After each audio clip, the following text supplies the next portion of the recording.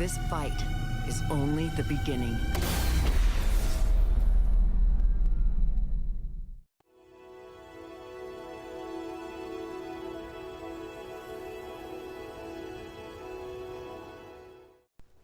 Tom Clancy's The Division. I've had a couple days to play the open beta, and I have to say, it's pretty fun. I see lots of people comparing this to Destiny, but Destiny is more of a first-person shooter over an RPG, as this is definitely an RPG over a third-person shooter, and you can definitely feel that here. I started out in a social hub type zone where you can see other players, mostly beginners. There are quests in these areas, as well as a bulletin board that marks special places on the map for you to investigate. This could range from anything from encounters to even loot that you could grab. And only after talking to a couple NPCs I was in the open world. And I must say, the world actually looks stunning amongst all the chaos. I was free to go to the next story mission, or track down some of these side quests I picked up. I've noticed after leaving the hub, I was not able to see any more real people. That would have changed though if I had been in a party, so think of this open world as an instance in MMO terms. Your friends are able to drop in and out as well, so the struggle of having a party system is headache-free. You are going to want to use cover. They make that very clear. Standing in the open during a firefight is going to be the death of you and is not advised. So take cover and heal up whenever possible. This is not just a big open world with nothing to do. You will need to scout for supplies and even ammo and medkits, as they're not replenished until you go back to a hub or your base of command. I found this kinda exciting and felt as if I should use every shot sparingly. However, you do get to hold 3 weapons, so it kinda balances out. A primary, a secondary, a sidearm. All the weapons are able to be customized from the way they look, down to the perfect grip or scope to increase your accuracy.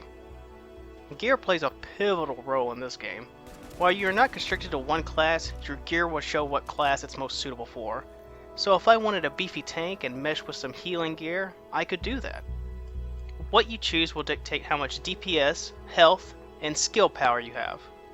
You will also gain experience and money as you kill mobs and complete quests or finding collectibles in the open world. While going through it, there were 2 missions I could group up with friends or via matchmaking. I could also do it solo, which is a nice touch. I had no trouble getting paired up with people. It took about 10 seconds and I was in. There are no loading screens in the game besides the startup and if you leave another group's instance. They really tried to make this as seamless as possible.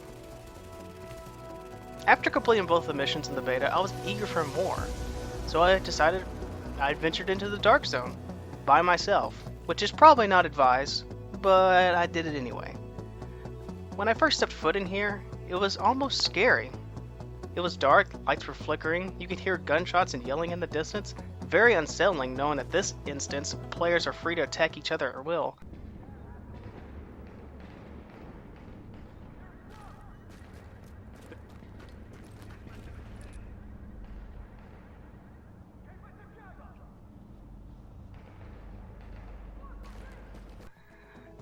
The goal here is to explore and find loot.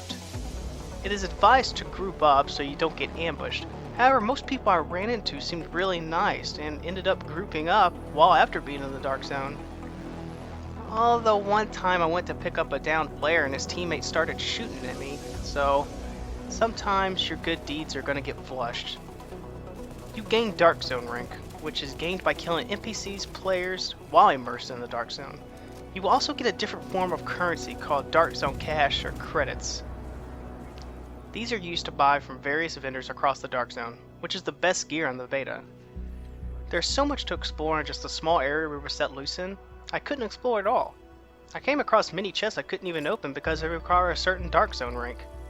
Overall, I enjoyed this, and to be honest, I wasn't expecting to have this much fun with it. Given Ubisoft's track record with buggy games, the 2 days I played I didn't encounter one bug. All that remains to be seen now is what kind of in-game content are we looking at. The most important part is keeping players in your game. Hopefully we'll hear more about this in the coming weeks before the game's actual release. What did you guys think of the beta? Did it feel fresh? Was you as surprised as I was?